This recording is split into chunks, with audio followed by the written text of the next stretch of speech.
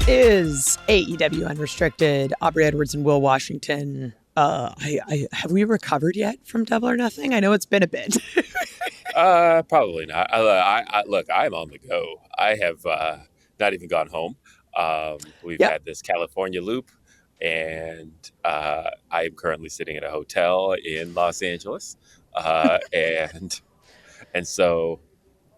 Yeah, I have not gotten to not only recover, I have not gone home.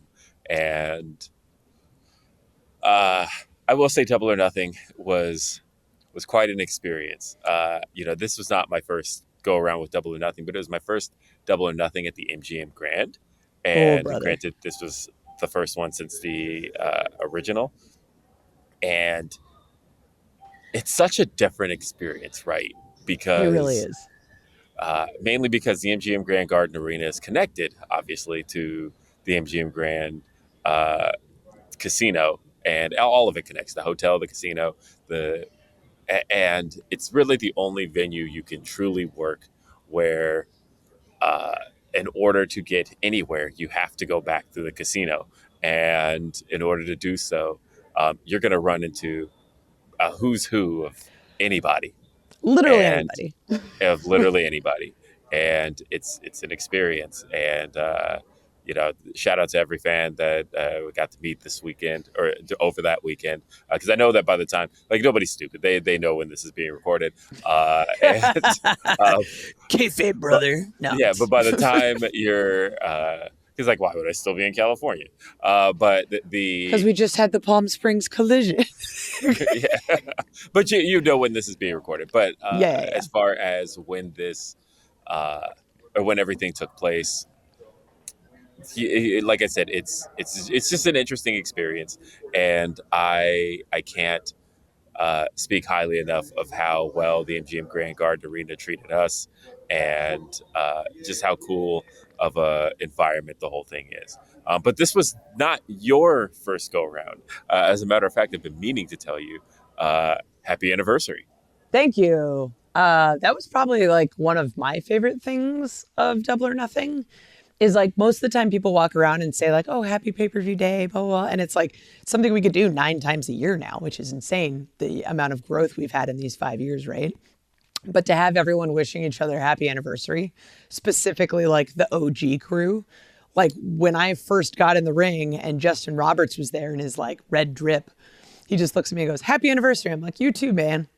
Happy anniversary. It just felt really cool to have that history, right? Because we had Double or Nothing at the Grand Garden Arena, and then we had the pandemic, and then we had the pandemic but with fans, and then we were at T-Mobile. So it's been interesting to kind of see the growth and change of Double or Nothing. I think it's the best pay-per-view to see sort of all of the different phases of AEW. Oh, yeah. And I mean, we talk about, AEW has changed a lot over the course of that time period, but I think we as people have also changed a lot during the course of that time period. For instance, I ran into Jericho backstage earlier on in the day. I said, happy anniversary. He said, happy anniversary. And he points at the little lion statue backstage. He goes, I think the first time I met you was right there. I'm like, oh yeah, I was terrified. Because we did not have the relationship we have now on that first day. I didn't work his match with him and Kenny. That was Paul. And it wasn't until All Out the first time that we ended up working together. So, of course, me, with my one-show contract, just trying to not, upset anybody. I'm like, hi, Mr. Jericho, sir. Completely different, night and day to what it was before. I think talking to everybody throughout the day and asking people about their first Double or Nothing experience, because everybody's first Double or Nothing experience is obviously their first AEW experience. And, talking with guys like Jerry Lynn, who struggled to remember what he even did on the first show. Right? It was a blur, but it feels also yesterday. Mm-hmm. And talked to Dean and just everybody. It was really cool. And it's awesome to see where everybody is now and how that experience changed everybody and how it got the company started. But the show itself was a hoot, and we knew brother. What a show. We knew it would be. I'll say that hanging on to the MJF stuff as long as we did. It was fascinating because I always love reading internet rumors, and for the most part, I don't think anybody got their hands on that one. And so it was cool for a minute. And then all of a sudden throughout the day, you start hearing, I think a fan had like spotted him on his flight Mm. because we were very smart about how we got him in. We weren't just going to fly him into Las Vegas. We flew him into a different state and then had him drive in. But apparently there was an AEW fan on that just happened to be on that flight. And Oh, so brother. that I was giving Max grief about it. I was like, what, you should have just drive From New York, from five New York. days. Yeah, just you should just plan a whole road trip. So that was like the only thing that got out. But for the most part, we kept that one pretty well under wraps. And I think it was a genuine, exciting surprise. I think the fans kind of knew once Adam Cole had come out.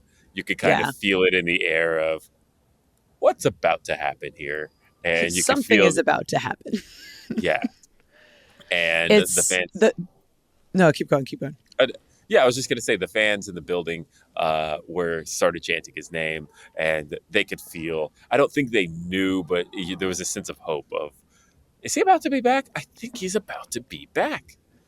And It then was, I had a feeling as soon as I found out that Roddy and Will were the opener. I'm like, and looking at the format, like, why is this post match so long? But like, I don't know. Like, that's one of the things I love about AEW is they keep the talent in the dark on like the really, really cool stuff, right? Like, the other one that comes to mind is like the Adam Copeland debut. Like, none of us knew they were hiding him in the building the whole time. And then all of a sudden it's like he pops out at the end of Wrestle Dream, right? So Max, it was very similar where we're all standing around in talent viewing, just looking at the TV like, is this going to happen? Like, it's been like 5 months. Like, maybe, I don't know. And then his music hits after the little vignette thing. And I was like, okay, this is kind of cool. And in my head, so like I was talking to one of the Heels members the night before, and she had put together a Double or Nothing bingo card. And we were making jokes about what the free space should have been. Like Darby Allin yeets himself was one option. But one of them on the card was someone gets kicked in the yam bag. And I was like, I have a feeling this is probably going to happen early. And it did. And it did. Poor Adam Cole. Hope he's okay. Yeah, hope he's okay. I did talk to him a little bit afterward, and I love Adam Cole. It is funny. I think that is a guy, especially after the podcast we recently did, that I can talk video games with till the end of time, and For hours. I actually hope to more. Yes. But yeah, Max's return. MJF is back, and he's back in the fold. He's back in things, and it's exciting because there's been so much change in AEW since he's been gone. I think, especially coming out of World's End and coming out of Revolution, even thinking about the names that had all debuted, we kind of had this trifecta of names, and that the aforementioned Will Ospreay, the man who just became the international champion, and then also by the time you're watching this, also a very top contender.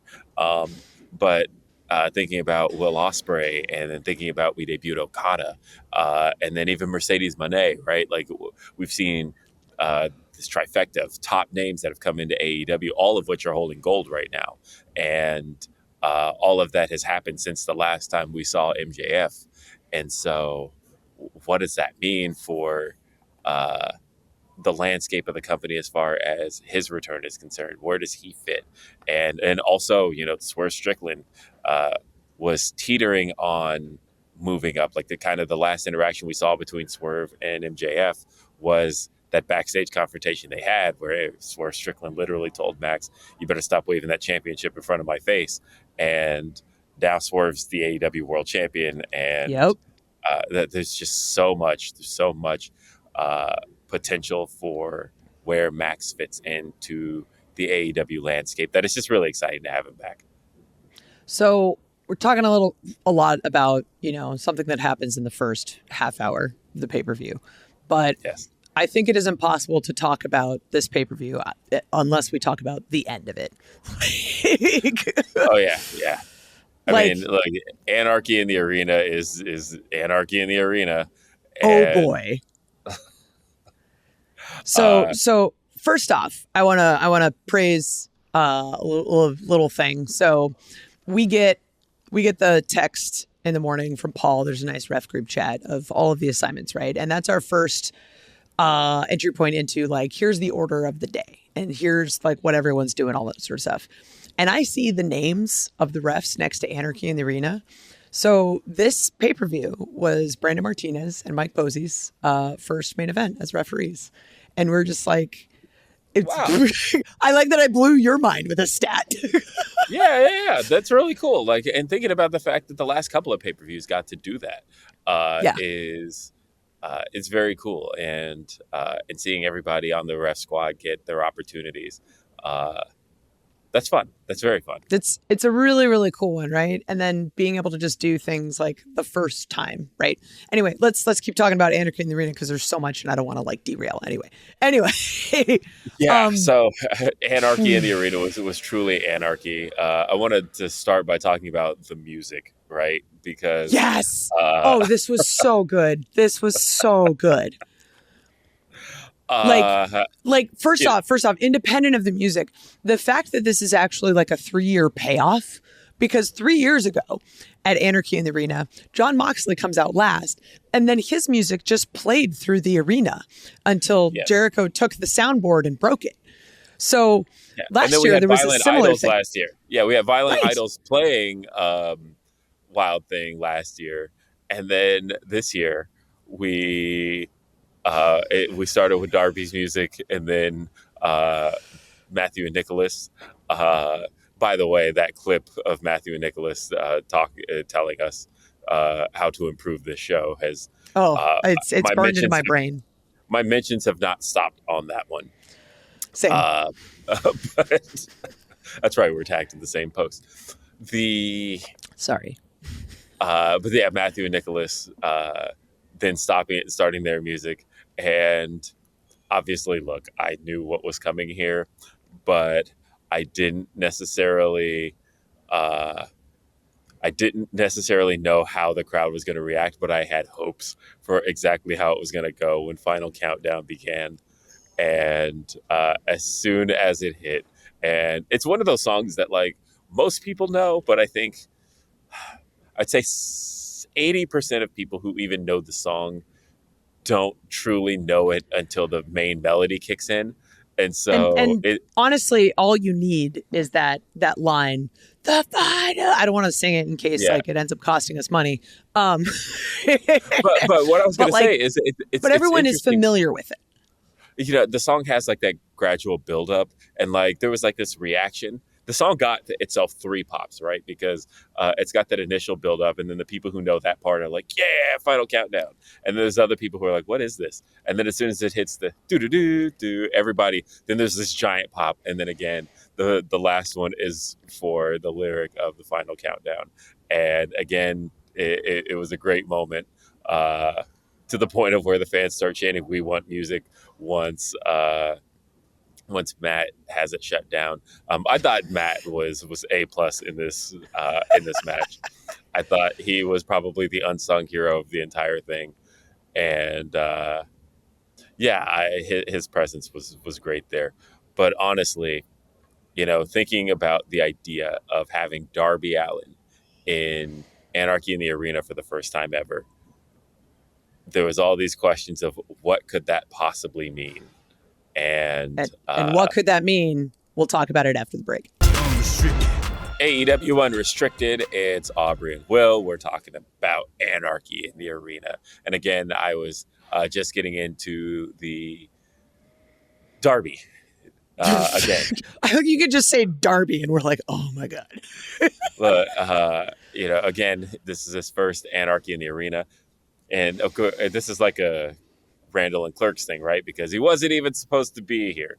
And he got added to it, and in getting added to it, added the questions of what was he going to do here? Because we already know Darby is just the way he thinks, the way he operates, the way he plans. We knew he had something crazy in mind.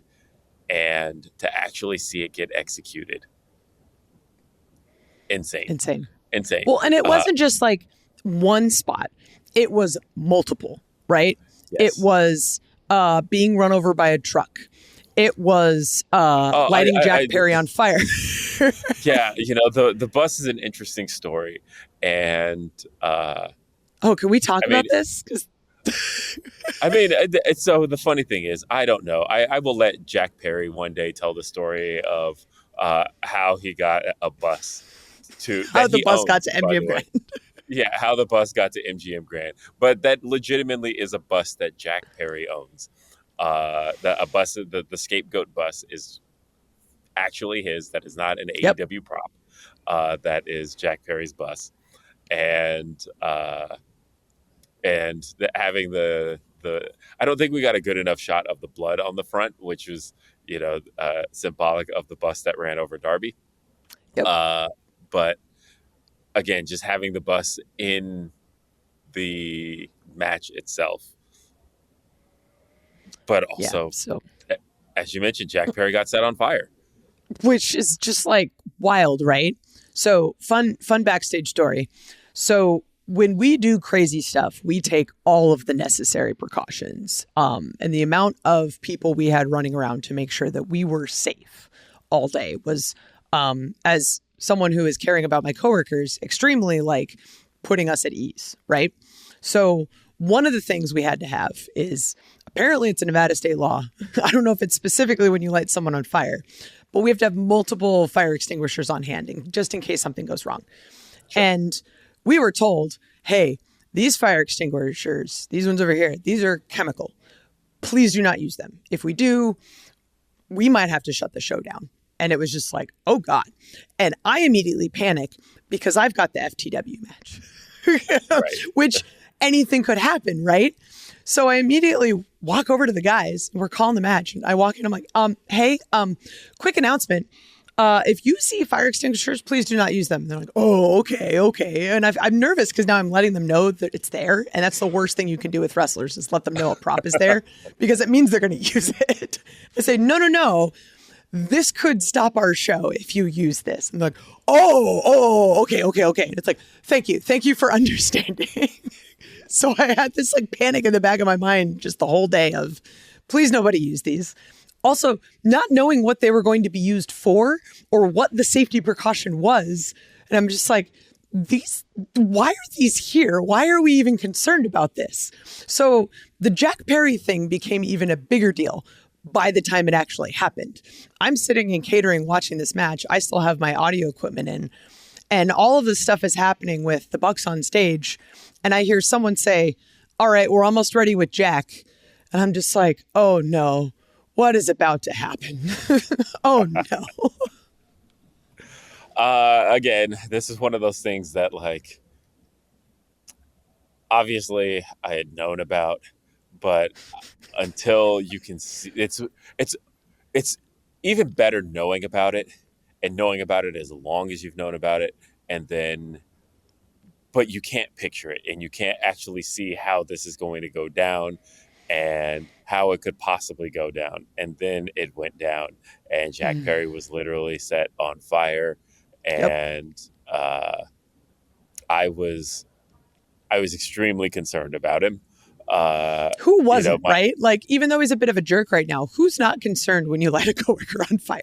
Well, the hard part for everybody, I think, was in the weeks leading up, everybody said the same thing the second they heard about it, which was, God, man, watch out for Jack's hair. Like, that's... I didn't even think about that till now. Oh, my God. Like, everybody had that same thing of, oh, but Jack, his hair. Like, that's the thing you know Jack Perry for. Oh, my God. And so... But either way, Darby is a madman, and he hit Darby with he hit Jack with the flamethrower. That wasn't even the craziest thing he did, because then he got hung upside down like 10 minutes later. Well, I was going to say really quick on the topic of the fire. The other concern was our boss being within nearby. 5 feet. Yes, within 5 feet of these flames. And luckily, Tony got out of harm's way, and he was able to, and he got out of the way in order for the flames to hit Jack the way that they should have. And again, these Anarchy in the Arena finds a way every single year to,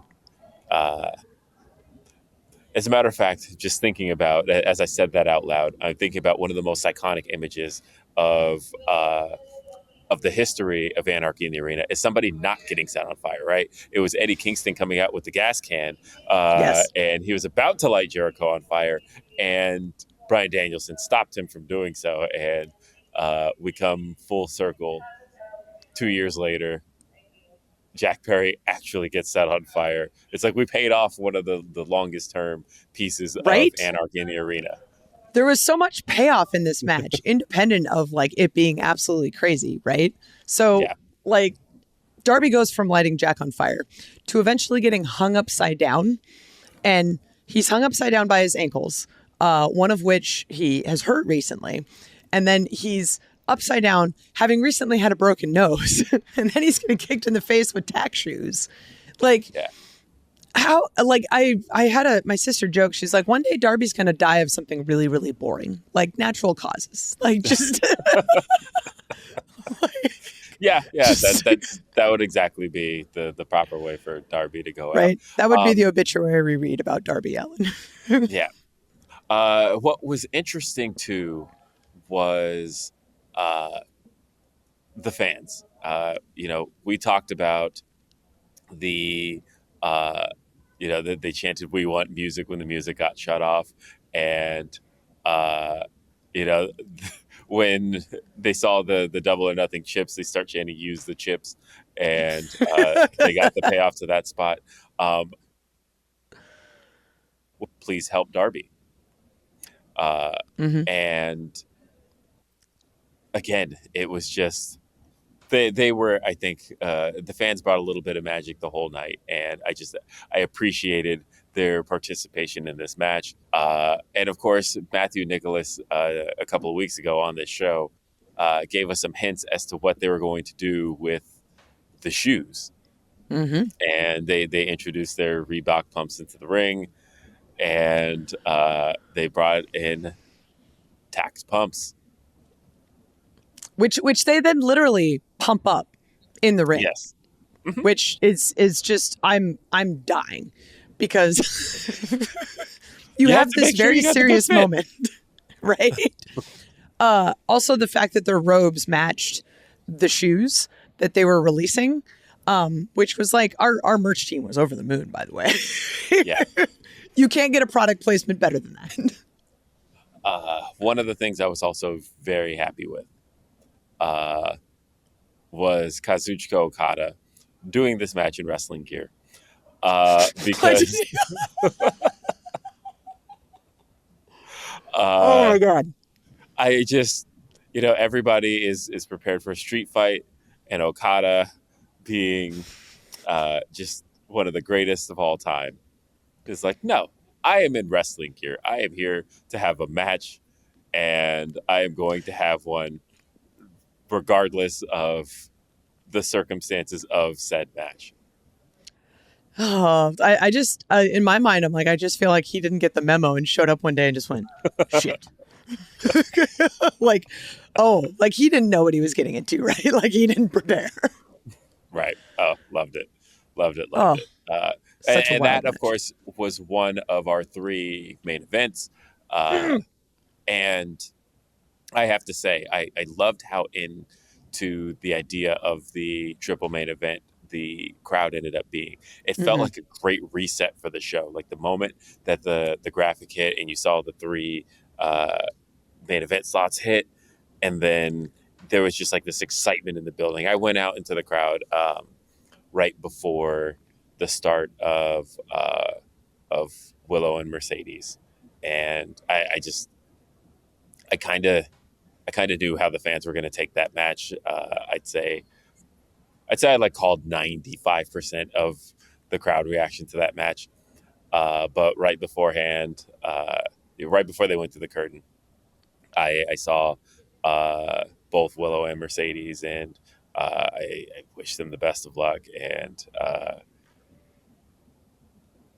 then I thought they killed it. Oh, Shout out absolutely. to some really great entrances. You know, there was a theme of this show. I wanted to say this at the top of the show, but there was a theme to this show. And the theme to this show was bet on yourself. Because, you know, we heard it from Max, we heard it from Mercedes, and we later heard it from Swerve. And it just became a very consistent theme of this show because we had multiple people who really took a chance in coming to AEW. They bet on themselves, and it paid off in such an incredible way. And I think Double or Nothing was the perfect place to showcase that. And so Mercedes had a very cool entrance. She had the marching band with her, she had the drum line with her theme music, and then for Willow to enter with the giant friendship bracelet. Can I talk about how this came to be? Yes, absolutely. Talk about how this came to be, because I was hoping that you did have the story, because Yes. I was with Willow when she received it, and Oh my God. I think your reaction was the best to all of this. Okay, so here's what happens.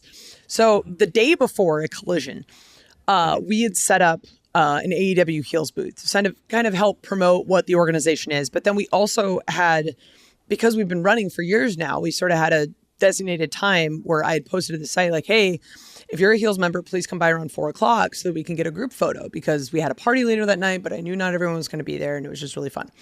And we had this one fan come up, and she made a bunch of friendship bracelets, like just the standard friendship bracelets. She made some like keychains. And then she goes, I have something for Willow, and I'm hoping I see her today. And she pulls out this friendship bracelet that's literally like the size of a hula hoop. And my eyes light up. And I go, so I know you're hoping to see Willow, but like, I literally am going to see Willow in like the next 10 minutes. I can get this to her. And she goes, are you sure? I'm like, I will make this happen because I'm losing my mind at how cool this thing is. So I like put it on, wrap it around my head multiple times because I'm trying to not let it drag on the ground. And I walk through the arena since it's the quickest way to do it. I'm just like, hi, sorry, late for work. I walk in the back. Willow's in makeup. You're standing there next to her. And I walk in and I go, we were working on her promo for the promo, she had a right? promo on Collision. Yeah. And so we were literally just working on the promo and makeup. So I walk up and go, hey, Willow, I have a present for you. And that's all I say.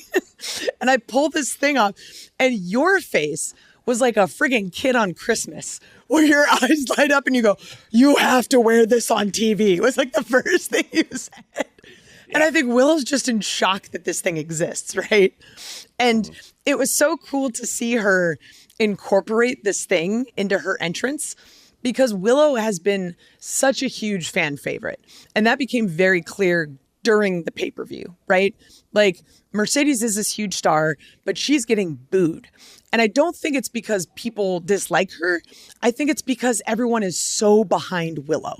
She's been making friendship bracelets and handing them out to the crowd. So it's just one of those like symbolic things of, we all feel like Willow is our friend.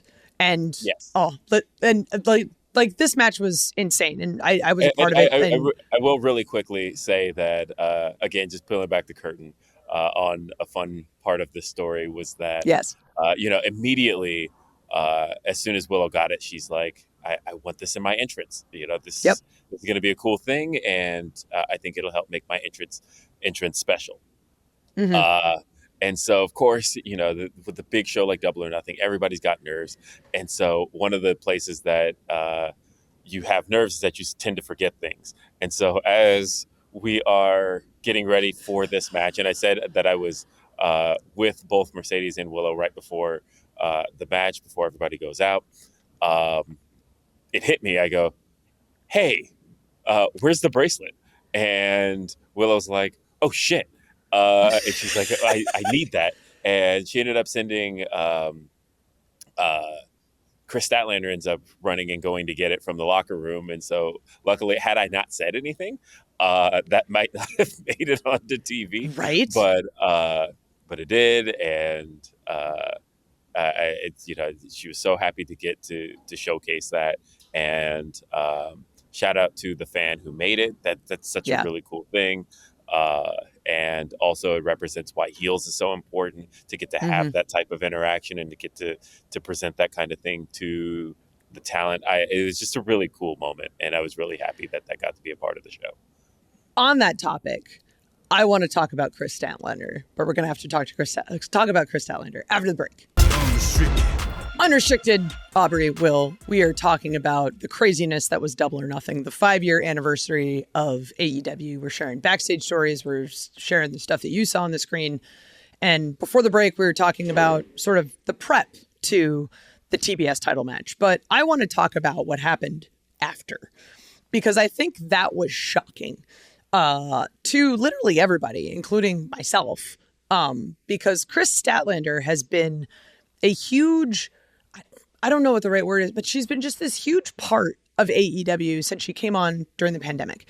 And to see her growth and her comeback multiple times, and how Double or Nothing was a huge part of her career last year with her big return and her winning the TBS title. Like, Chris Statlander is the person that I think we have all rooted for in the same way that we have rooted for Willow. So to see her turn on Willow the way she did, I was heartbroken. I was talking to Chris after said match, and I think it was a moment that I think everyone was extremely nervous about, really just because of everything you mentioned. She's been around since the very beginning, and she was somebody that everybody was rooting for. I think about even, you mentioned the pandemic. I even think about pre-pandemic. And I remember when she faced Riho at a Dynamite in Huntsville, Alabama at the beginning of 2020. And in doing so, I remember, Riho was such a fan favorite, but Chris had kind of this organic uprising. I remember just how upset fans were that Riho had retained the women's title over Chris Statlander, because even then people wanted to see that happen for her. And I knew she was entering uncharted territory coming out. And literally I said it to her as soon as she attacked our dear friend Willow Nightingale. Ugh. I just looked at her and I went, you're in uncharted waters now, buddy. Like, this is, you have not drawn the ire of AEW fans yet. You had not, because the one thing AEW fans have a loyalty to is, I think, a lot of the AEW originals. And that's just kind of something AEW fans really gravitate toward. But they also have a loyalty to Willow Nightingale. And so I think one supersedes the other, and Chris and Stokely betraying Willow the way they did. Again, they brought Chris into some uncharted territory, and I don't even think she has an experience in being like mean to fans. And so I am very excited to see how this plays out. I'm excited to see it, but at the same time, I'm sad. Like, I've lost such a close, positive friend. I know, right? It's like, but also, she's got some legitimate gripes and some issues that I think, she stood in the background to Willow Nightingale for quite some time, and I think that having to now step forward, step out of the shadows, and also reveal that she is also kind of pulling some strings along the way for quite some time, that this wasn't one of those things that just happened in the moment. But either way, I think this is a really cool opportunity for her. I think this is a really cool moment for the women's division. in getting to tell more stories. And so, all in all, I think this just ended up being really cool. But also talking about the match itself and you getting to be Oh in there my for that God. match.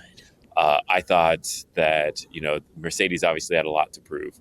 I think that the longer she went in AEW without having a match, the more the fans had questions. Hmm. And I think she answered all those questions and then some, and reminded people that she is one of the best wrestlers in the world, that she is one of the greatest of all time. And to get to be doing what she does best in AEW was very cool. I think I think history is going to be really kind to Willow Nightingale's reign as TBS champion. I think Hmm. that when you think about how short that reign was, but in that reign, she got to have more face time than anybody has had as TBS champion. She was controlling the microphone. She was having contract signing. She was defending the title overseas. She was having main events in Manitoba Massacres. And to get to have done all of that in a month, she won the title April Hmm. 21st and lost the title May 26th. So in 6 weeks, Wild. what she got to accomplish as TBS champion, I think, uh, I think history is going to look back on that reign very positively, and how much it leveled up the championship to the point of where it was literally one of three main events. Hmm. And to hear the excitement, to hear how, we had Justin Roberts doing the old school style intros, and hearing how just excited fans were for that opening bell. I think we did a lot of good with the TBS championship over that last month, and for it to culminate in this match, it was great. But seeing you in there too for that moment, I thought was really cool. I don't think there's ever been a female referee for a women's main event in a pay-per-view. So that wasn't lost on me. Um, the the amount of respect I have for Mercedes, because she had changed the way that I viewed wrestling way back in 2015, where from a representation standpoint, I had not really felt like there was a place for me as a fan. And all of a sudden I feel 100% represented in the ring. And it was wild. So to be a part of that match was insane. I remember they were doing the rehearsal for the drum bots and the showgirls, and I started to like feel the hair on my arms kind of stand up. I'm like, I need to walk away or I'm going to cry, and my makeup's done. Like, so holding it together the whole day. When I got to the back, you thank everybody, you make sure everyone's okay, that everyone's healthy. And I look at Willow and go, can I hug you? And she goes, yes, please. And I hug her and I just start bawling.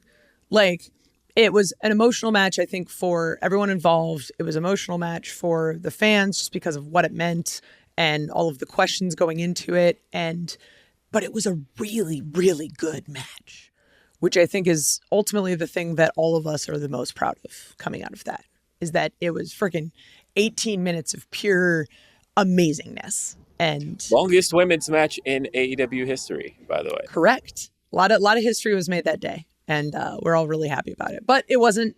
We've talked about two of the three main events. Like, we have to talk about the third. Yes, which was for the AEW World Championship. Swerve Strickland, in his first pay-per-view title defense, defended the title against Christian Cage. Ugh. And Christian Cage, of course, accompanied by the Patriarchy.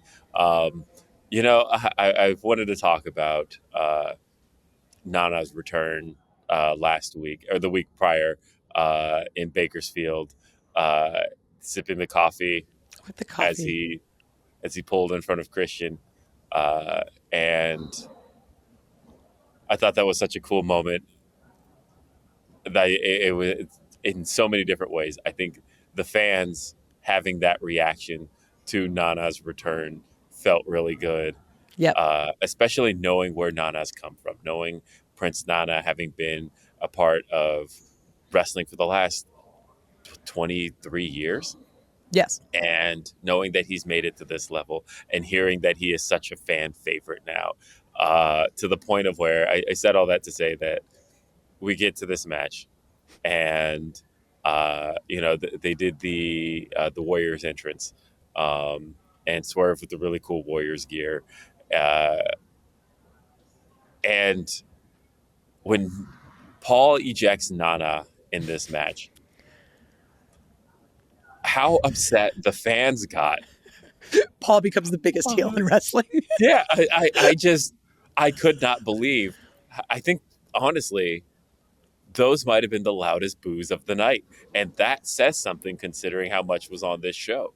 But hearing the fans just upset that Nana was ejected from the match was uh, was actually really cool because he's been a manager for so long, and throughout his career, getting getting ejected is such an honor as a manager, right? Such a That's how you know badge of you've made honor. it. Yeah, that's how you know you've made it, and you've gotten to do it so many times. But it's usually such a big pop, and to now have reached the point in Nana's career where he's getting ejected is not strange to him. No. But getting ejected and the fans being furious over it is such a full circle moment for his career, and I just loved getting to see that. I had immediately hoped as soon as it happened, I was like, okay, no. This cannot be it. We need to make sure that Paul gets some cheers. Yes. So to eventually see the patriarchy ejected kind of made it all a little bit better. Yes, it did. There was the genius of that moment of getting it back, the crowd getting excited over that. I think was a really cool moment that really showcased who was at ringside and let them have a little bit of shine, and then allowed us to put it back on Swerve and Christian, who I thought had an excellent match.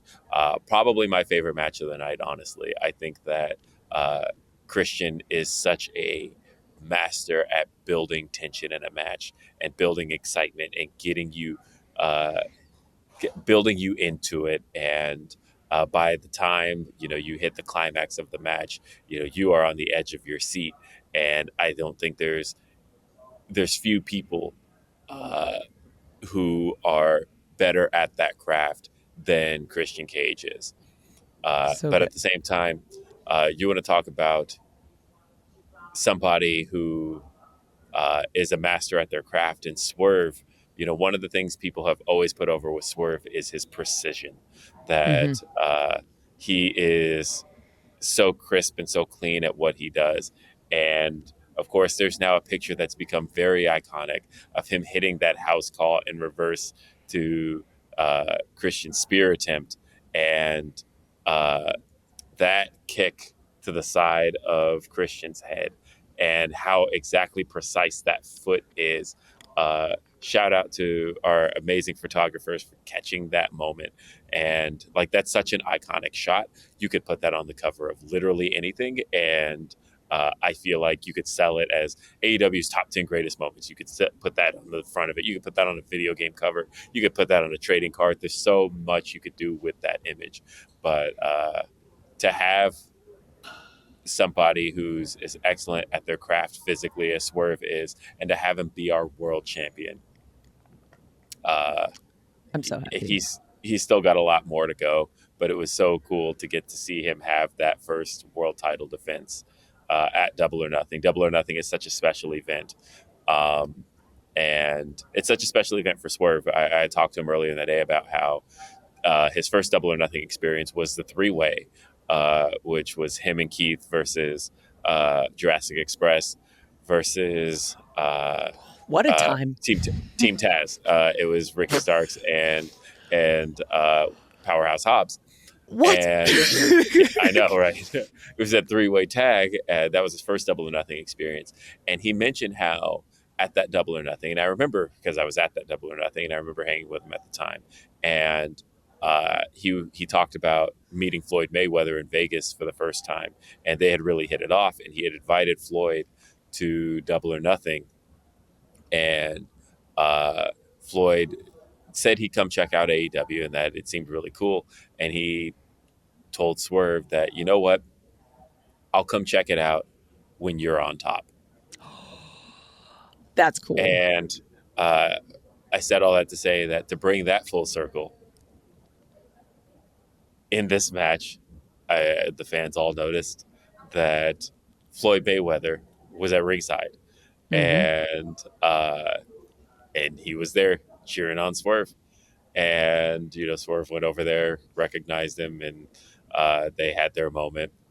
But to see that come full circle 2 years later, Swerve mentioned this in the press scrum about how he had been working on this for 2 years, and he got Floyd to check out AEW, and Floyd was blown away at Mm-hmm. where this company is today, and so to see that happen, that I thought was also a really cool moment.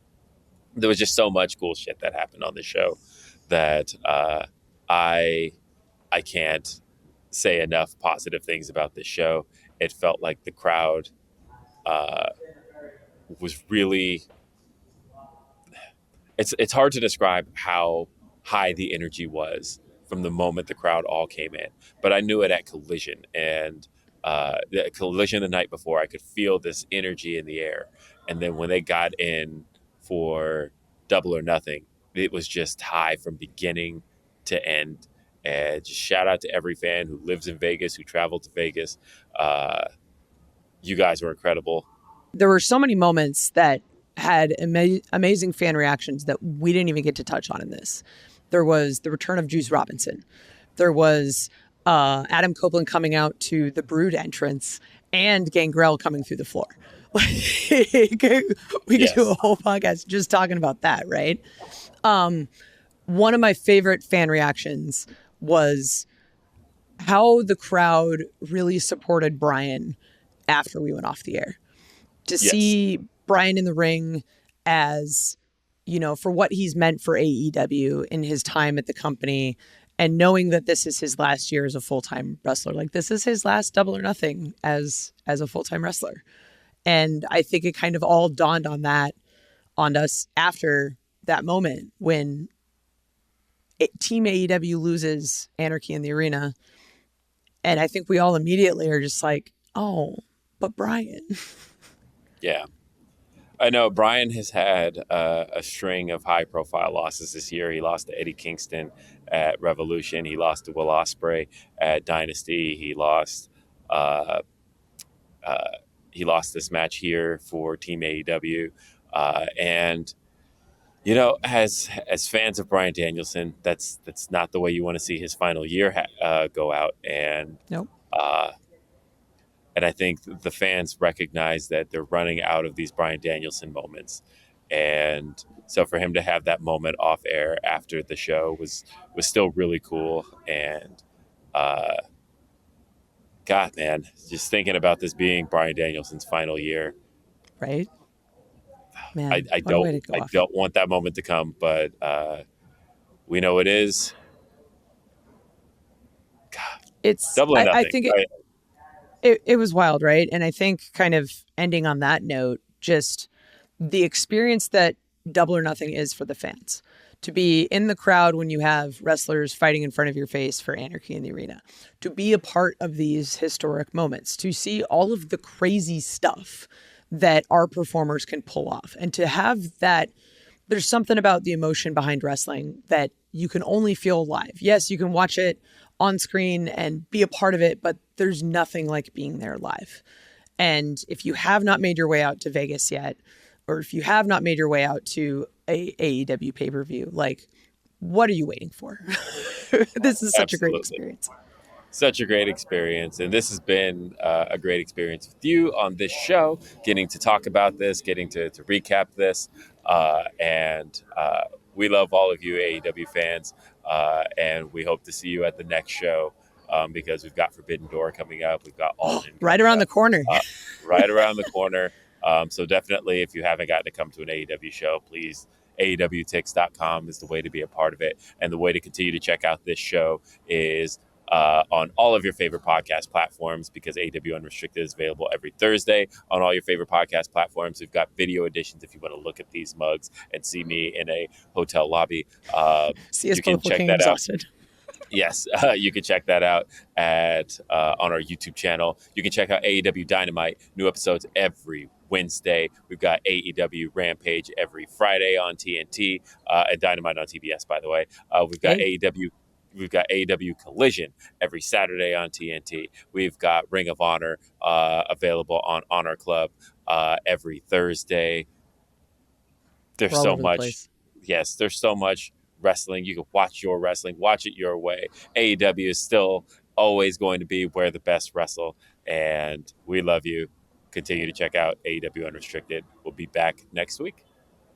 Peace.